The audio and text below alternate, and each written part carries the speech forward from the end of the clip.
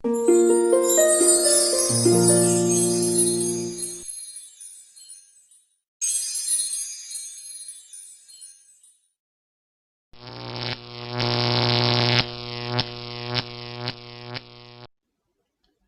pagi, siang, sore, atau malam semuanya, tergantung kapan kalian nontonnya ya.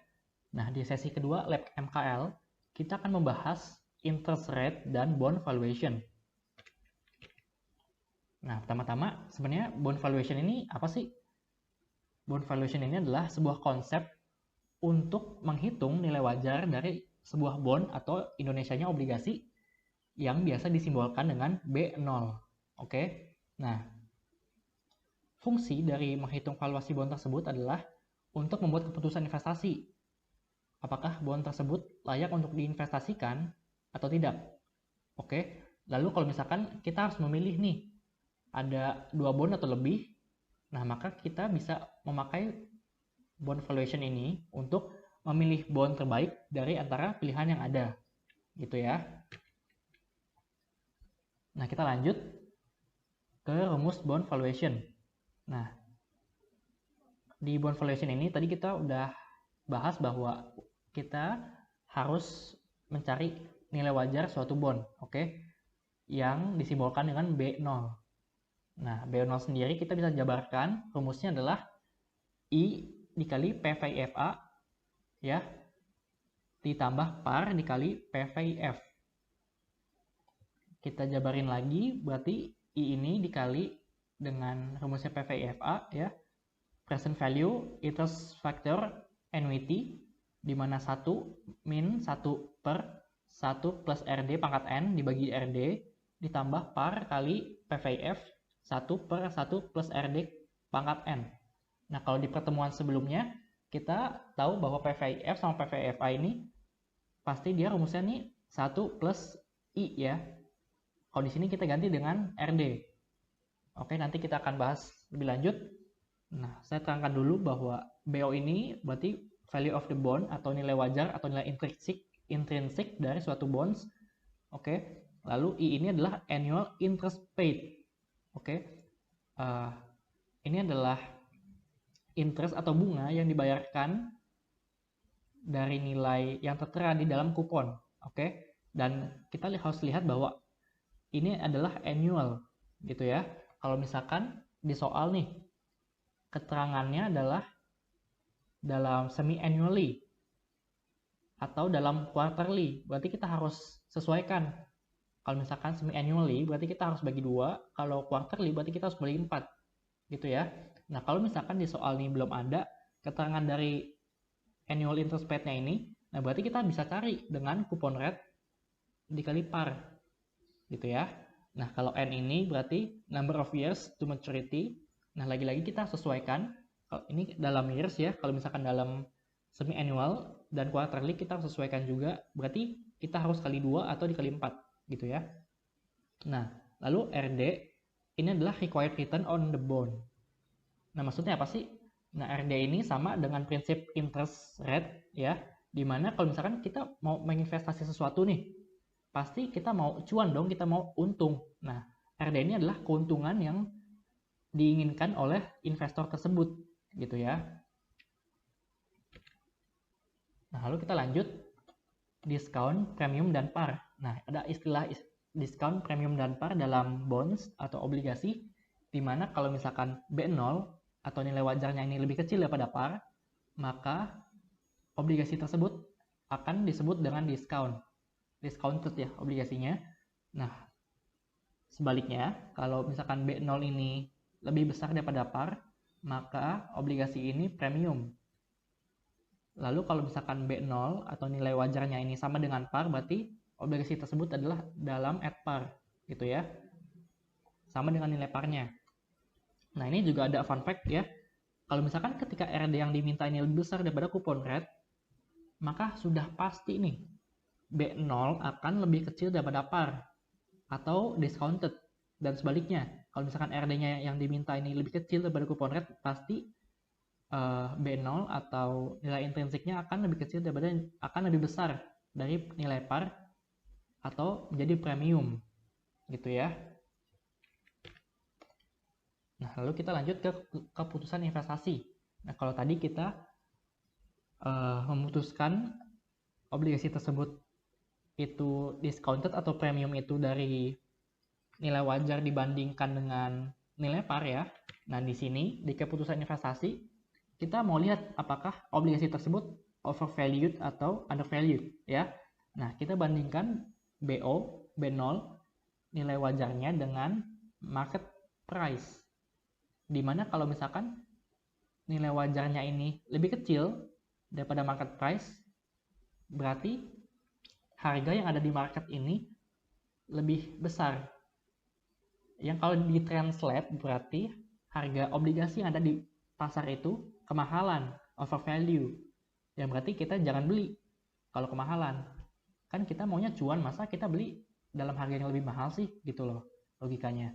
Nah, kalau misalkan B0 ini lebih besar daripada MP, daripada market price, maka berarti yang ada di pasar ini harganya lebih murah daripada harga wajar obligasi tersebut, berarti undervalue. Dimana kita bisa buy, kita bisa beli obligasi tersebut karena dia undervalue, lebih murah gitu ya.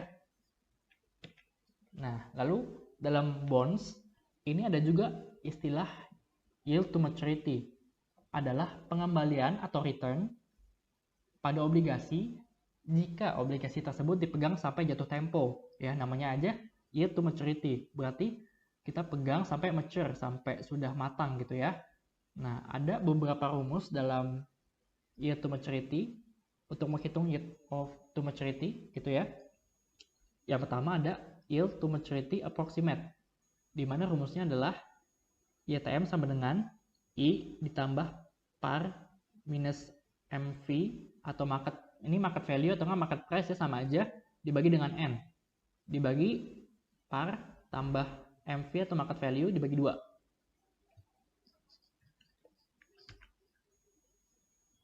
Nah, lalu yang kedua ada yield to maturity interpolation. Kalau rumus ini, yang interpolation ini lebih akurat daripada yang approximate ya. Kalau approximate kan hanya di kira-kira saja, di approximate aja gitu. Kalau misalkan interpolation ini lebih akurat. Namun rumusnya juga lebih sulit gitu loh.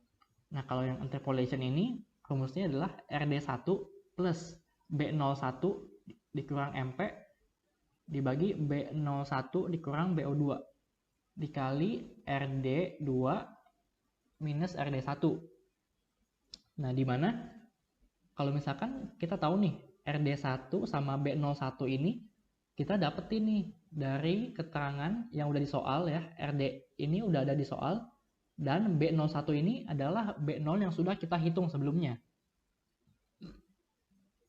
Namun RD2 dan BO2 B02 ini kita belum tahu nih, maka kita harus cari dulu dengan rumus berikut ya. Nih, ada RD1 yaitu maturity RD2, di mana kondisinya B01 ini yang udah kita hitung tadi itu harus lebih kecil daripada market value, dan market value harus lebih kecil daripada B02 ya. Lalu XXX ini adalah angka dari B01 ya. Kita masuk ke tabel yang kanan nih. Angka RD1 dan XXX ini yaitu B01 ini adalah menggunakan angka dari keterangan di soal ya, dan B0 yang sudah dihitung sebelumnya. Sedangkan angka di B02, angka yang ini nih ya, ini dicari dengan rumus B0, rumus untuk mencari harga wajar untuk mendekati MP. Nah, tapi ada syaratnya, angka B02 ini harus lebih besar daripada market price. Nah, caranya gimana? Kita harus menaik turunkan RD required return yang sudah ada ya. Nih, berarti dari yang RD1 ini kita naik turun ini supaya dia qualified sama syaratnya. Oke. Nah, mungkin kalian di sini masih pusing. Nah, kita nanti bakalan coba ya di kelasnya. Ya, kita cari tahu sendiri gimana caranya. Oke. Nah, ini ada soal kecil-kecilan. Problem 3, bond yields. A Japanese company has a bond outstanding that sells for 87% of its 100,000 par value. The bond has a coupon rate of 4.3% paid annually and matures in 18 years. What is the yield to maturity of this bond? Nah, ini kita di sini disuruh hitung yield to maturity-nya, ya. Nah, kalau di sini dia bilang yield to maturity saja, berarti kita pakai rumus yield to maturity yang approximate, ya, yang ini ya. Kita pakai. Kalau misalkan dia tanya yang interpolation, baru kita pakai yang interpolation. Nah, berarti kita langsung aja masukin nih rumusnya, YTM sama dengan I plus par minus MP, market price atau market value, dibagi N per par tambah MP dibagi 2. Nah, I-nya di sini kan kita belum dikasih tahu ya, makanya kita harus cari tahu sendiri. Caranya gimana? Seperti yang sudah saya jelasin di awal-awal slide ya. I ini adalah CR coupon rate dikali par. CR-nya ini berarti coupon rate-nya nih 4,3% dikali par-nya ini 100.000 ya. Kita dapat 4.300. Lalu yang kita belum tahu lagi adalah market price-nya. Market price-nya berapa sih? Nah, di sini dia kasih tahu bahwa bond outstanding ini dijual dengan harga 87% dari par value-nya. Nah, berarti gampang aja 87% dikali 100.000 yaitu 87.000. Oke. Nah, berarti kita langsung masukin aja nih ke rumus 4.300 ditambah 100.000 dikurang 87.000 dibagi 18. 18 ini adalah N-nya tahun untuk matures-nya ya.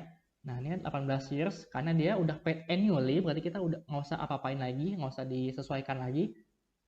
Lalu ini di bawahnya par plus MP bagi 2. Kita dapat, kalau kalian benar hitungnya, berarti kita dapatnya akan 5,37% gitu ya. Nah, lalu ada juga nih soal lain. Saya buat sendiri nih, gampang juga. Obligasi Steam memiliki par sebesar 12.000 dengan coupon rate 8% PA per annually. Lalu bunga dibayar setiap bulan Januari dan Juli. Ya, ini kalian lihat setiap bulan Januari dan Juli berarti dia dalam semi annually gitu ya. Investor mengharapkan rate of return sebesar 1,5 kali dari coupon rate-nya. Nah, rate of return ini berarti akan menjadi RD, record return-nya ya, dengan jatuh tempo 10 tahun ke depan. Hitung nilai wajar obligasi tersebut dan jenis obligasinya. Apakah obligasi tersebut premium, diskon, atau at par. Oke. Nah, pertama-tama kalau ada soal kayak gini, kalian coba untuk jabarin dulu nih informasi yang sudah tertera dari soalnya. Pertama-tama parnya ini 12.000. Nah, coupon rate-nya ini adalah 8% per annually. Tapi kita kan dalam semi annual berarti kita harus bagi 2 dulu ya. Kalau per tahunnya 8% berarti dalam semi annual 4%. Oke. Nah, kalau sudah dapat coupon rate berarti kita bisa masukin ke rumus interest paid, yaitu 4% coupon rate-nya dikali dengan parnya yaitu 12.000, hasilnya adalah 480. Sudah? Kalau sudah, kita ke RD, required return-nya. Nah, di soal dibilang investor mengharapkan rate of return sebesar 1,5 kali dari coupon rate-nya, yaitu berarti langsung aja 1,5 dikali 4% dapatnya 6%. Oke. Lalu N-nya yaitu 10 tahun dikali 2. Kenapa dikali 2? Karena dia 10 tahun ke depan tapi dalam semi annually ya, setiap Januari dan Juli berarti kita harus kaliin 2 gitu loh, karena dibayar 2 kali per tahun. Oke, lalu kita masuk ke rumus B0 sama dengan I dikali 1 dikurang 1 per 1 plus RD pangkat N dan lain sebagainya, kalian bisa lihat sendiri ya. Nah, berarti kita langsung masukin nih 480 dikali 1 minus 1 per 1 plus RD-nya 0,0%, 0,06 maksudnya, 6%, dipangkat 20. Ini N-nya ya. Dibagi 0,06 ditambah parnya 12.000 dikali PVF 1 per 1 plus 0,06 dipangkat 20. Nah, kita dapat hasilnya 5505,56 ditambah 3741,66. Nah, ini hasil akhirnya berarti kita dapat B0-nya adalah 9247,22. Oke. Nah, lalu kita hitung bandingkan dengan parnya yaitu 12.000.